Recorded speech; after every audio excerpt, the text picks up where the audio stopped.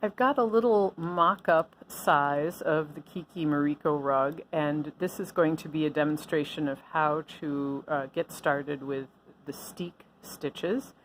This first round of knitting is all in one color, and they've asked you to pull from both ends of the skein. So one of these strands is coming out of the center, and the other one is coming off the outside. And I have been going around doing 2 stitches with one strand, followed by 2 stitches from the other strand. And I will, in the next video, talk more about how to manage the strands of yarn. You don't have to do one in each hand like I do, but that is one of the ways to do it. So here we are at the last 10 stitches before my beginning of round marker. I'm going to place a marker here, and that means that I've got these steek stitches bordered by markers, so I won't just blow past them as I'm going. The first and the last stitches are special in that they're called the edge stitches in the pattern, and they should be the same color as the stitches that are either in front of or after them. So in this case, it's the same color as the stitch that's in front of it. This last stitch on the right hand needle is the last stitch of the rug, and this color is to be the same as this first stitch in the steek area.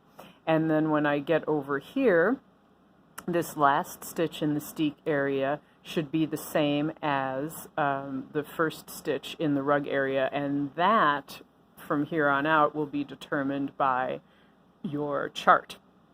The chart will tell you what color the first stitch should be, and then the edge stitch should match this. We'll come back to that in just a second. So here we are starting across the steeks. Since there's only been one color so far, the first half of these steek stitches are all going to be done in this same color that we've been using.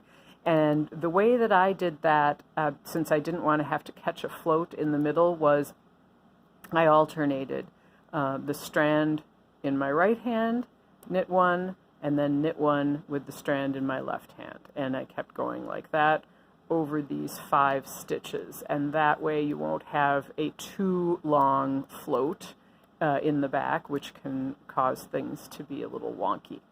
So 5 stitches done in the color we have been using, and now I will introduce the new color.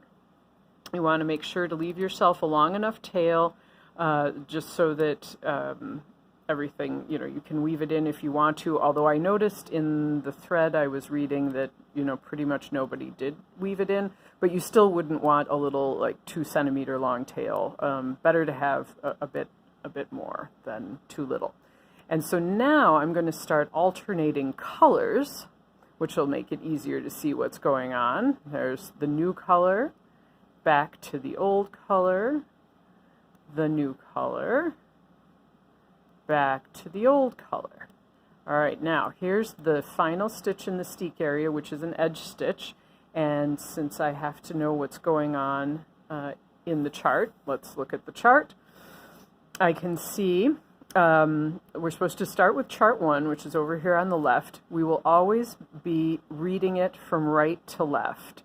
And once you've done these 12 stitches, you come right back to this square and read from right to left again. And this is brown, which was the original color I was using, the darker color. So that means the edge stitch must be brown. That means we're going to have a few browns in a row, and that's okay. So here's the edge stitch, brown. Slip my marker. Now I'm working the chart, and there are 2 more brown stitches to start the chart. So I might want to catch a float here, but I think spanning 4 stitches is probably okay. My rule so far on this has been if there are 4 stitches in a row, I catch a float. If there are 3 stitches in a row, I don't. And most often it's 2 stitches in a row. As you can see from this, it's 2 stitches of brown, 2 stitches of green, and it just keeps going that way. It's 2 and 2. Which is great. The only places where you might run into more stitches in a row are right where the chart borders the steek stitches.